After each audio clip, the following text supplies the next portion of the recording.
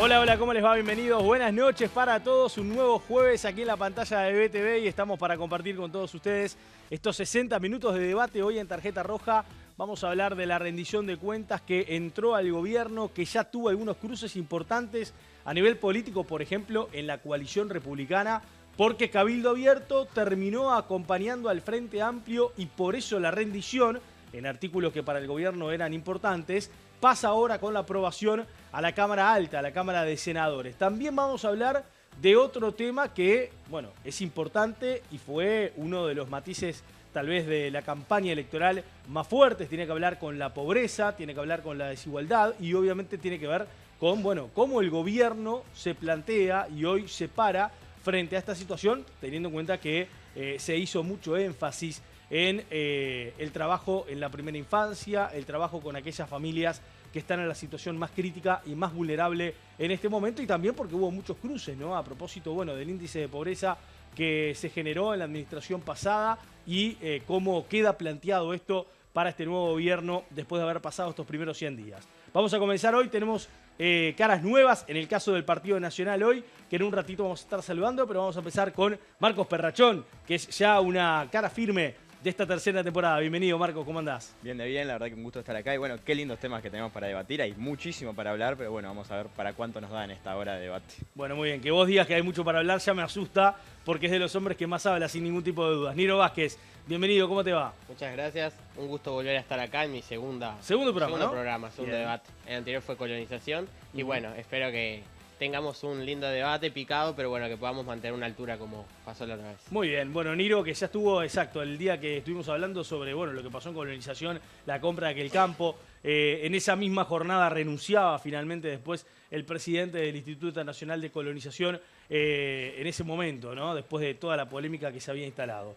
Juan Ignacio Rivero, ¿cómo le va? Bienvenido. Nico, muchas gracias, un gusto estar aquí nuevamente. Bueno, otra vez, para vos, ¿cuántos programas van ya? Tercero, este es el ¿no? tercero, sí. Bien, pasaste la línea de los segundos. Bueno, y tenemos que saludar a un nuevo compañero del Partido Nacional, Gabriel Revetria. Exacto. ¿Cómo andás, Gabriel? ¿Todo bien? Todo bien, gracias por el espacio, un gusto estar Muy acá. bien. Algunos compañeros ya conocidos, pero en un espacio nuevo. Bueno, te voy a hacer las preguntas que normalmente le hacemos a los nuevos, ¿no? Que es, ¿cuántos años tenés? 21. 21, bien. ¿Sector político? Alianza País, el espacio 40 de Montevideo. Bien. ¿Y desde hace cuánto que estás con la política? Empecé a militar a principios del 2019. Ah, bien. Bien. Ya Un en la tiempito. campaña, En la para campaña, de Luis, pasada exacto, ya estabas. Exactamente. Muy bien. ¿Y por qué militás? ¿Por qué la política? ¿Por qué esta elección? Siempre esta elección concreta del Partido Nacional. Claro, ¿por qué elegiste el Partido Nacional y por qué militás en la política? Siempre tuve un interés particular un poco primero por la historia y después fue montando hacia la actualidad, hacia la realidad. Yo entiendo que todo en cierta forma es político y bueno, cuando me empecé a informar entendí que con lo que me sentía mejor representado era con el Partido Nacional. Particularmente vi exponentes en el espacio 40 como los Javier García, como los Rodrigo Goñi y Sebastián da Silva que me llamaron la atención y bueno, por eso empecé a militar en el sector Bien. y en el partido. ¿Y en realidad tuviste alguna vinculación también familiar que te llevó a No, a ninguno elegir de la mi política? familia. Ninguno ¿No? de mi familia. A ver, mi familia vota al Partido Nacional, pero ninguno de mi familia Pero milita nadie activamente. militó en su No. momento. Bueno, muy bien. Bienvenido, Gabriel. Muchas gracias. Y el mejor programa para vos. Vamos a comenzar, ¿les parece? Estamos haciendo una pregunta, además, en redes sociales. Hicimos en Instagram y también en X, a propósito de, bueno, si estás o no de acuerdo con este aumento del tope de endeudamiento, que es una de las propuestas que hace el gobierno de la administración de Orsi en este proyecto de rendición de cuentas, que inicialmente había ingresado algo incompleto al Parlamento. Faltaban algunos incisos. Después Odone con Valcorba enviaron lo que restaba, y que tuvo ya una definición en la Cámara de Diputados que ha generado ciertas, bueno, cuestiones de recriminación dentro de la coalición republicana, y que, a ver, del lado del gobierno y del lado del Frente Amplio, en un ratito se lo vamos a preguntar también a quienes hoy representan a la fuerza política del gobierno, quedó una llave ahí, ¿no? Para posibles futuras negociaciones de proyectos que pueden estar un poco parejos en cuanto a esto que también se representa hoy en el Parlamento. El Frente Amplio tiene mayoría en el Senado, pero no la tienen diputados. Y bueno, cómo eso queda parado para la discusión política. Cabildo Abierto le dio los votos ahora por la rendición de cuentas. Tanto Perrone como el diputado, en este caso suplente de Silvana Bonavita, fueron quienes votaron con el Frente Amplio este proyecto de rendición de cuentas. Y bueno, cómo esto puede quedar de alguna forma definido para el futuro cuando hay proyectos complicados. Por ejemplo, ahora nomás, caja de profesionales, que se sigue discutiendo todavía y que hay un plazo de extensión en el Senado hasta el próximo lunes 30. Vamos a la presentación del tema. Acá está la rendición de cuentas y los incisos importantes para el gobierno que se aprobaron en diputados. Sobre las 2 de la madrugada de este miércoles, la Cámara de Representantes aprobó en general el proyecto de ley de rendición de cuentas correspondiente al ejercicio del año 2024. Cabildo Abierto dio sus 2 votos al Frente Amplio para aprobar los artículos vinculados al aumento del tope de endeudamiento, lo que permite al gobierno de Yamandu Orsi elevar el tope de deuda de 2.3 millones de dólares a 3.4 millones de dólares. Vamos a decir que vamos a votar afirmativamente la rendición de cuentas y su conjunto de artículos. Estamos votando recurso para los medicamentos de alto costo. Quiero ver mañana los que no votan este artículo cómo lo explican. Los diputados cabildantes también votaron 2 partidas extras para ACE y el Ferrocarril Central para saldar adeudos que se generaron en la administración del expresidente Luis Lacalle Pou. Todos acá sabemos cuál es la situación en ACE y la situación de los proveedores. Es realmente angustiante, y no solo los proveedores que le venden servicios a ACE, sino que de no votar esto vamos a generar otro problema, que es en el servicio mutual. El artículo 5, el Ferrocarril Central. Yo no entiendo por qué no lo pagamos en nuestro gobierno. ¿Cuál sería la señal que le podemos dar a algún inversor que esté mirando Uruguay si Uruguay no paga este tipo de acuerdos? Creo que sería la peor señal para poder lograr que alguna inversión venga a Uruguay. El proyecto de rendición de cuentas es discutido ahora en la Cámara de Senadores. Bueno, bien, ya lo decíamos ahí en el informe, pero hay algunos temas importantes. Por ejemplo, lo que tiene que ver en cuanto a recursos financieros para posibles juicios en cuanto a salud pública por la faltante de medicamentos. Es una de las cuestiones que se votó en esta rendición de cuentas. El aporte de 62 millones de dólares para poder atender la deuda de ACE también está dentro de los sencillos importantes que el gobierno pretendían que tuvieran la aprobación en diputados. Los 144 millones del acuerdo por el tren. Recordemos que la administración de Lacalle Pou no pagó la habilitación de las vías. Y bueno, el Grupo Vía Central estaba a punto de llevar el tema a un litigio con el Estado. Bueno, la realidad es que el gobierno de Yamandu Orsi llegó a un acuerdo tras negociaciones que se hicieron con las empresas y se termina concretando estos 144 millones de dólares en total. Y después está lo del tope de endeudamiento, que se eleva a 3.450 millones de dólares. Bueno, son temas importantes que el gobierno quiere manejar. Y bueno, ¿cómo lo analiza Marcos? Primero la aprobación y también haber contado con los votos de Cabildo Abierto, porque si no, en diputados esto naufragaba. De hecho, desde el Partido Nacional hubo críticas importantes hasta el ministro Done, ¿no? Que hasta ahora venía como dentro de esa línea de la luna de miel, ¿no? Esa famosa luna de miel que se decía en los primeros 100 días se tiene siempre por parte de la oposición.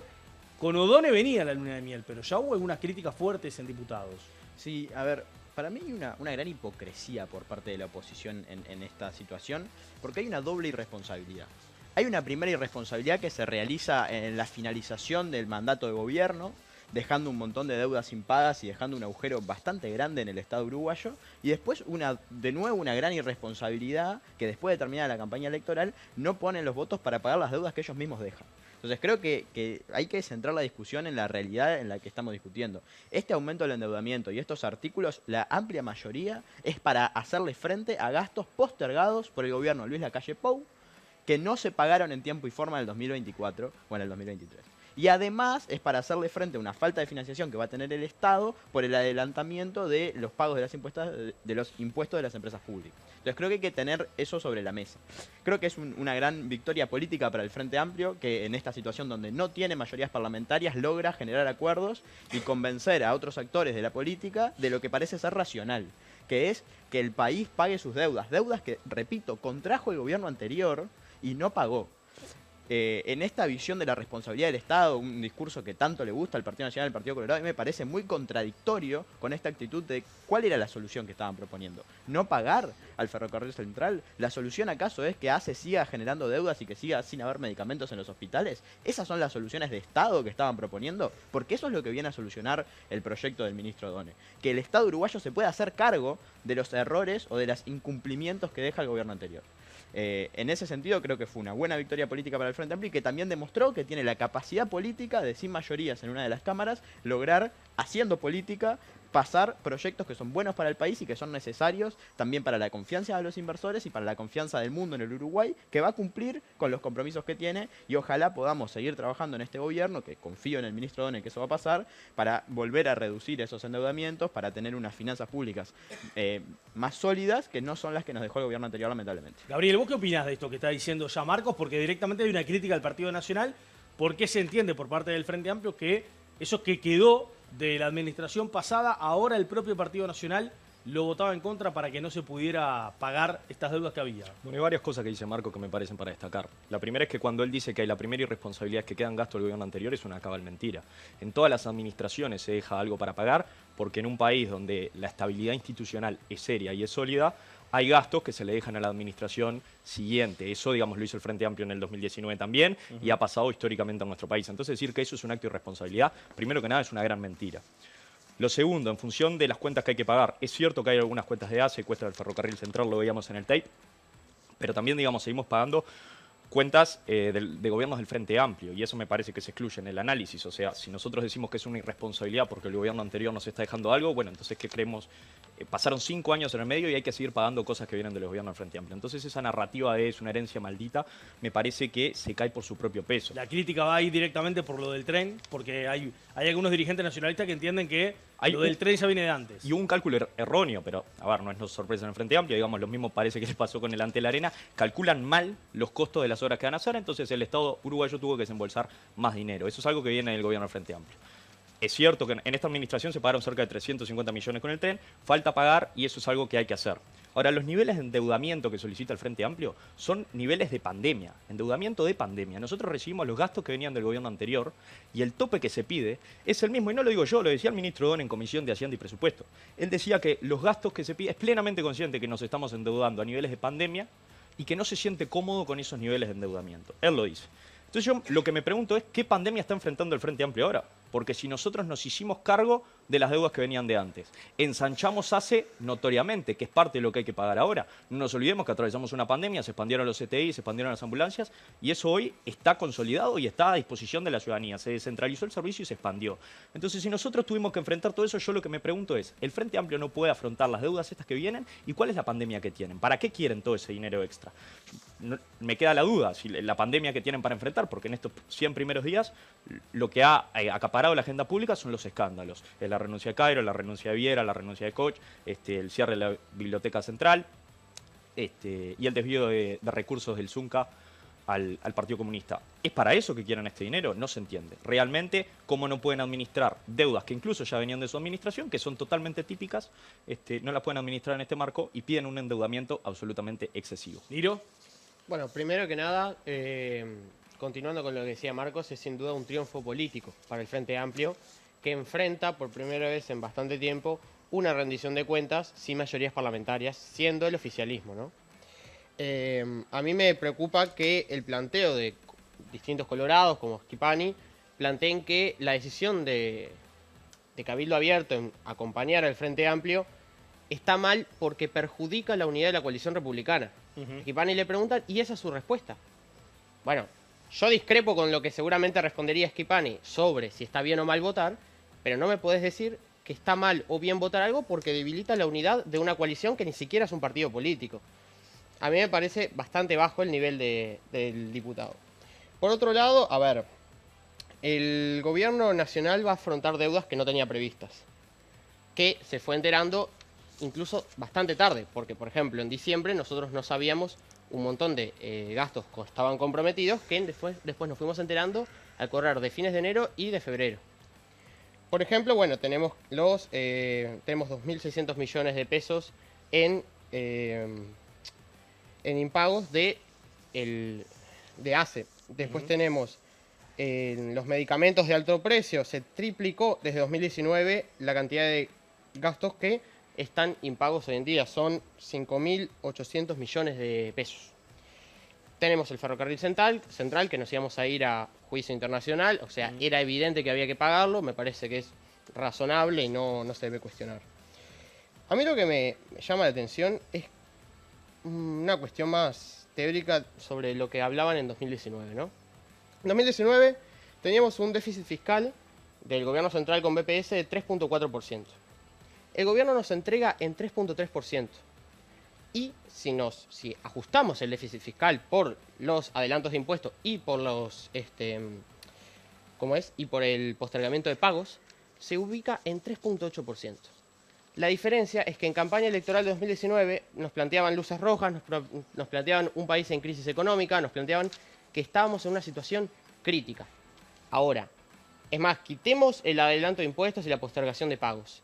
Un 0.1 menos de déficit fiscal ya soluciona todos los problemas que teníamos en 2019, cuando tenemos un récord de gasto público. A mí no me parece. Juan Ignacio, tu opinión. Bien, ahí entiendo que hay varios frentes abiertos Sí, para varios. atacar. Yo creo que el primero a destacar es el hecho de que esta rendición de cuentas es muy particular porque es la primera vez en que en una rendición de cuentas se pide presupuesto. Vos tenés, por lo menos en los últimos 4 periodos de gobierno, entregas a otros partidos de otros colores, incluso del mismo, tenés del Partido Colorado del Frente Amplio, el Frente Amplio del Frente Amplio, el Frente Amplio del Partido Nacional, todos con rendiciones de cuenta, que lo único que hacen es presentar la rendición de cuenta y un segundo artículo de formas para que el Poder Ejecutivo pueda, en caso de que entienda que hay omisiones o errores, corregir. Es la primera vez que se presentan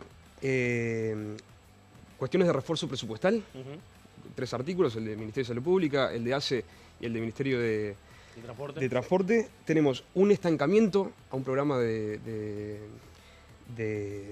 corte habitacional, lo que es el programa Entre Todos. Lo que se plantea ahí es un recorte al programa mismo porque se plantea limitar lo que es el fondo de garantía y que esto, bueno, por lo pronto deje de funcionar. Es un programa que se instauró en el gobierno pasado, que es muy positivo para el interior. Si quieren lo adentramos un poquito más tarde. Me parece que es muy importante. El Partido Colorado presentó una sustitución a ese artículo para que se pueda votar y fue votado por unanimidad. Pero la propuesta inicial, a priori, parecía dar fin a lo que es este programa.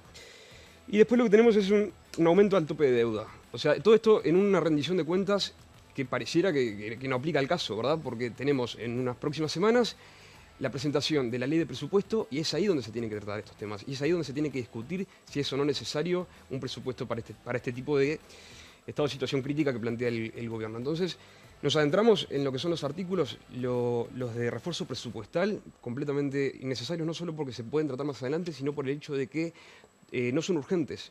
Tanto el Ministerio de Salud Pública como el Ministerio de Vivienda tienen la posibilidad de encontrar sustituciones a lo que es la necesidad de crédito, tienen flexibilizaciones y que les permiten lo que es un refuerzo de rubros para poder afrontar, sobre todo teniendo en cuenta lo que es los gastos de funcionamiento de ACE y ni que hablar de lo que respecta a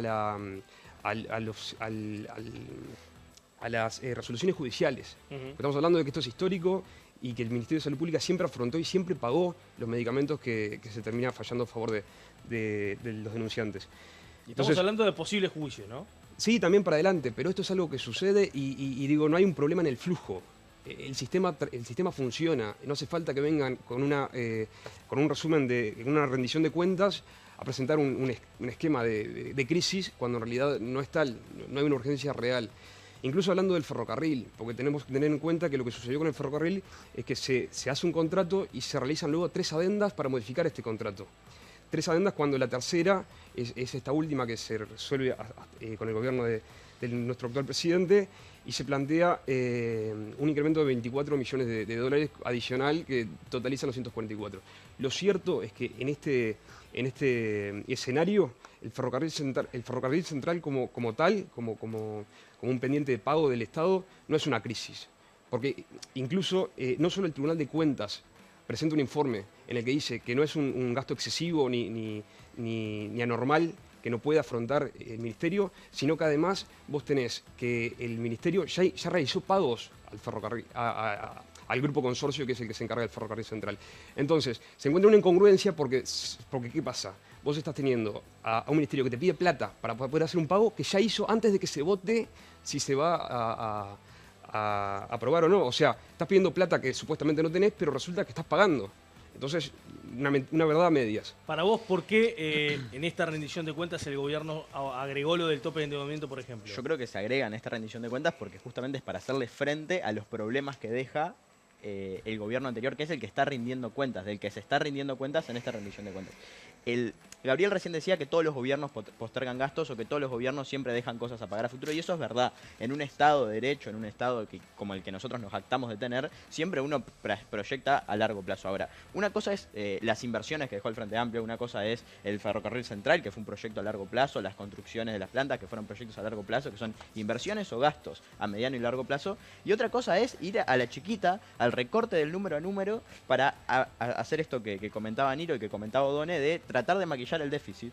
Y acá voy a hacer un paréntesis, porque acá el problema es la hipocresía que sostuvo el Partido Nacional y el Partido Colorado en 2019, donde parecía que el déficit fiscal que había dejado el gobierno del Frente Amplio era catastrófico. Yo quiero que se retrotraiga a la audiencia a lo que decía Luis Lacalle Pou y los militantes del Partido Nacional y el Partido Colorado en 2019. ¿Cuál era la situación fiscal de nuestro país? ¿Cuál era el nivel de gravedad del endeudamiento? Y busquen cuáles eran esas declaraciones en 2019 y cuáles son hoy, cuando tenemos el déficit fiscal más alto en los últimos 30 años. Marco, yo te pregunto, ¿la situación fiscal te parece que es la misma? Yo creo que la de hoy es peor. La de hoy es peor. La Nosotros situación hoy, fiscal. pero no lo digo hoy porque además tú querías justificar un poco el traspaso por las grandes inversiones que había hecho el Frente Amplio. Digamos, primero quiero calar en dos cosas. Primero lo que decía Niro de que ustedes en el 2024 no lo sabían. Pero digamos en pero el para mí va a ser una pregunta porque seguía hablando. Bien, si me vas a interrumpir, te permito para dialogar. Dale, pero no te para consulto. seguir. La situación fiscal es peor porque esa es tu opinión, no es la opinión de todo el mercado internacional financiero, ¿no? Tiene una opinión contraria a la tuya. Yo creo que el nivel de riesgo se mantiene un puntito por encima. No. Estábamos a punto de perder el grado inversor y estábamos Eso a la es una baja opinión. y con inestabilidad. No es una opinión. No es una opinión, estás Estábamos equivocado. a punto de perder el grado inversor. Nunca se perdió. Era una advertencia de la situación en la que estábamos. Nosotros mejoramos la estabilidad, mejoramos la calificación y La nota nosotros hoy crediticia estamos superior. ¿eh? La nota crediticia. La nota crediticia superior. Eso de es la verdad. historia del país. Veníamos teniendo notas crediticias, la mejor de la historia del país, constantemente subiendo y subiendo. No, en el 2019 la situación era contundentemente peor. Y además, el punto, tú calas en un punto de los números macro y es cierto que el endeudamiento que dejamos no es el ideal, no es el que hubiésemos deseado, eso es verdadero. Ahora, nosotros dejamos una Pero el situación déficit tampoco. macroeconómica sustancialmente superior. Y además, a los propios créditos que ahora el Frente Amplio solicita endeudarse, nosotros hoy accedemos a créditos a una tasa de interés muchísimo más baja por la gestión financiera que se hizo. Yo creo que la gran discusión acá es que ustedes en 2019 hablaban del déficit fiscal como concepto y que el nivel que tenía el Frente Amplio era inaceptable. Yo concuerdo en que se han hecho cosas bien y concuerdo en que el Frente Amplio tenía cosas para mejorar. Ahora, creo que, es más, el discurso propio de la campaña 2019 se cae cuando Arbeleche asume en el gobierno y reconoce la estabilidad que tiene el Uruguay, que tiene cosas para mejorar, igual que hoy tenemos cosas para mejorar. Lo mismo hizo Odone y destacó, la oposición destacó lo mismo, ¿no? Exacto. Que yo no creo era una situación tan tenemos crítica como decían algunos dirigentes del Frente Amplio. Tenemos que, yo por eso no creo que hoy estemos en una situación crítica, ni borde, ni ninguna de todas estas ¿Y cosas. entonces que se por dice. qué el tope de este endeudamiento? No me lo Porque, explico. porque necesitamos afrontar la problemática que tenemos. Sí. Una cosa es estar en una situación crítica donde el país se va a fundir mañana, que era prácticamente lo que ustedes decían en 2019 y ahora prácticamente lo volvés a afirmar. Sin embargo, Arbeleche, 6 meses después de asumir, decía que la situación financiera del Uruguay era muy manejable y bien que se pudo manejar, inclusive teniendo una pandemia, pudimos afrontar todos los gastos que tuvimos. Con estos mismos niveles de endeudamiento que solicitan hoy. Pero y sin pandemia, sin nada, vos estás pidiendo 1.150 millones de aumento en el tope de deuda, un histórico, nunca antes se había pedido tanto un aumento de tope de deuda, para supuestamente corregir una situación que lo que pretendés hacer por lo pronto es tomar deuda. Porque en realidad vos lo que se si pretende hacer estás cuestionando, si estás cuestionando el déficit y querés corregir la economía, no deberías tomar más deuda para que el Estado siga tal cual. Tenés que tener una postura autocrítica quizás y gestionar, porque eso se trata también el gobierno, de gestionar, de poder corregir lo que está mal y no mantenerte en un status quo supuestamente en base a los fundamentos que plantea el Frente Amplio. Porque si estamos en crisis, me parece que lo que tenés que hacer es corregir los números y no necesariamente gastar por gastar. El ministro Odone ha sido muy claro en que esto no son niveles de endeudamiento que se quieran mantener, que son necesarios hoy para atender una situación concreta de impagos y poder... No, pero son 1.150 lo que se plantea como tope para el aumento de deuda. 144 es lo del ferrocarril, que ya se está pagando, incluso no hace falta... Bueno, pero 144 ahí, si totales, los números, después hay que tenemos los sumar de los ACE, que son CREMAF, 60, hay que sumar los CREMAF del Ministerio de Transporte, hay que pero sumar... no te suman 1.150 millones de deuda y no vas a tomar todo. Primero te no suman vas a tomar todo de 940 deuda. millones. Primero son 940 millones, no los cremás. Todos los adelantos. Todos los Primero. impagos. Segundo, el tope de deuda no implica que vos vas a tomar esa deuda. Sí, Nosotros pero tuvimos ¿para qué la topes de pedís? deuda. ¿Para qué pedís un Nosotros aumento de pedimos, deuda? y yo te pregunto a vos, ¿Un cheque en blanco? en 2023, el tope de deuda de tu gobierno era mayor también, no al que estamos hablando, 2023, pero mayor teniendo a lo que afrontar pidieron. una pandemia y una sequía, ¿de qué estamos hablando? El 2024. ¿Qué clase de crisis Bueno, hay hoy en día? 2024. Porque otra el cosa tope que te de deuda pasa es que vos pedís... El tope de deuda, pedís un el aumento tope de deuda deuda. que pediste es mayor al que pediste de deuda. Pedís un El aumento tope de de deuda pedís es un aumento de mayor deuda siempre. pidiendo- El tope de deuda es mayor siempre. Pero No lo pedís, estás ¿sabes diciendo- qué? ¿En qué esquema pedís vos un aumento de deuda? Solicitando a través de un cuando salvataje porque tenés una crisis que requiere una Y medida nosotros excepcional. tenemos 940 pero- millones de pará, dólares igual que no hay- pagamos. hay tener otro deuda problema. no, Además, no es una pará. crisis Ustedes excepcional. tuvieron cada uno Es una manejo de la intervención en donde gestión, nosotros es escuchamos en gobierno. Vos silencio. tendrías que saber como buen gobernante manejar los dineros públicos y corregir las cosas sin necesidad de tomar más deuda. Y vos, De eso se trata. Claro, pero vos aplazaste pagos. Vos no tomaste deuda, Sí, pero aplazaste bárbaro. pagos. Y el 200 Frente millones de Amplio en dólares 2019 para- también aplazó 200 millones de plata. dólares ¿Cuánto? entre ¿Cuánto? más. ¿Cuánto? Cuando Muchísimo se estaba menos. finalizando, bueno, pero hicieron un canje Ah, pero de no, deuda no, pero no es lo mismo, que nos porque deja en la misma fue situación. lo que Porque ¿sabes yo qué te dije pasa? recién, La deuda Gabriel, flotante, siempre estamos ¿sabes qué a- pasa? La deuda flotante en 2019 finaliza con 0,5 del producto. Este periodo finaliza con el 0,6. ¿Qué tanta es la diferencia? Yo creo que la diferencia es bastante más y tenemos eso, esos son además- los números. Esos son los números. 0,5 a 0,6. Bueno, ¿sabés cuál es la diferencia principal? El discurso público. Cuando vos haces una campaña política entera diciendo que eso es prácticamente una irresponsabilidad gigantesca y que eso es imposible, Sí. que fue lo que ustedes hicieron en 2019, Exacto, sí. es una hipocresía con la gente. Pero mirá las No estás diferencias, mirá las cumpliendo. diferencias. Vos comparás tu gobierno, que tenías salsa en los commodities, que tenías un Estado No, completamente... no, no, no, el último gobierno no Bueno, tenía pero salsa en tenías, los commodities. tuviste 3 Es más, gobiernos en donde Dos pudiste... gobiernos. Uno hubo. Dos, no. Sí, Hubo. uno y medio, sí. Uno y medio donde tuviste tuviste 15 la alza años en donde espectacular y pudiste también te comiste mantener una crisis y afianzar internacional. una situación positiva porque... Pero si la región crecía mucho menos que lo que les creció a ustedes. Bueno, bárbaro, pero entonces ¿por qué Nosotros llegás a crecimos 2019 con un históricamente con un siempre nivel de muy déficit por tan encima alto? de América ¿Por qué? Latina y el El Caribe. PBI en Uruguay, Siempre. en el último ¿Por qué gobierno Siempre, de nuestro Pérez, crecimiento a era la récord una en de América su Latina. mandato El tuyo con fue un el tal- peor, bueno. perdón, fue peor respecto a América Latina. Fue peor. Está El claro, nuestro está fue claro siempre que sí, mejor. está claro Entonces, que si lo- no si puedes las comparar. circunstancias Y son 15 años de positivas y commodity no te terminás lo con un firma nadie. desastre Pero en pará, tus pará, números- pará, pará. en Ni no tus te está números hablando de la económicos, comparación. claramente no hiciste una buena gestión. Una cosa ¿De es qué la estamos hablando? comparación. Estamos hablando de comparación de Pará, crecimiento. pará. Escuchá un segundo, escuchá. ¿Cuál fue el nivel de crecimiento del Uruguay en comparación a América Latina? Fue menor durante este periodo. Con las mismas condiciones. Y en el periodo del Frente Amplio Uruguay creció más que sus pares que tenían las mismas Pero condiciones. Marcos, ustedes crecieron más y no pudieron resolver las cosas, dejaron ¿Y qué? las cuentas No, totalmente estamos hablando de ¿Cómo no deuda, pudimos resolver no de las cosas? ¿Cómo? crecimiento. Pará, se Pará, bajó pará, 20 pará. puntos la pobreza. Bueno, pero estamos Pero hablando de desde ¿O no deuda. le 2005 bajamos con la algún deuda por mediante. tanto el PBI? O sea, en un momento de auge del continente entero, el Uruguay Exacto. creció por encima, pero ustedes dejaron, estamos hablando de que dejaron 0,5, nosotros dejamos 0,6, pandemia y sequía mediante y Exacto, habiendo crisis. salido a flote. Pero, y con otros pero números pará, económicos. nosotros bajamos 20 puntos la pobreza, Con otra ustedes subieron la inflación. pobreza Pero infantil. tú me estás Ahí está comparando la 15 diferencia. años. 15 Además, años. Si nosotros y- 15 años de comparamos gestión y contra crecimos 5, mucho, que 12 creciste fueron en muy mal pandemia y uno país se en fue en 2004. sequía. ¿De qué estamos hablando? Bueno, Si Un nosotros país estaba comparamos comparando el dos crecimiento. y te vas con un país con una deuda altísima. ¿De qué estamos hablando?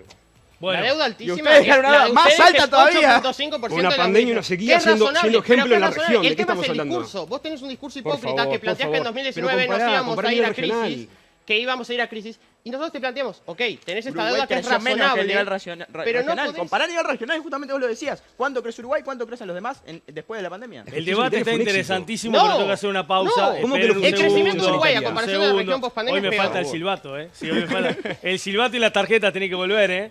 Tiene que volver, ¿eh? Cabeza, vos que estás ahí, atento siempre a todo.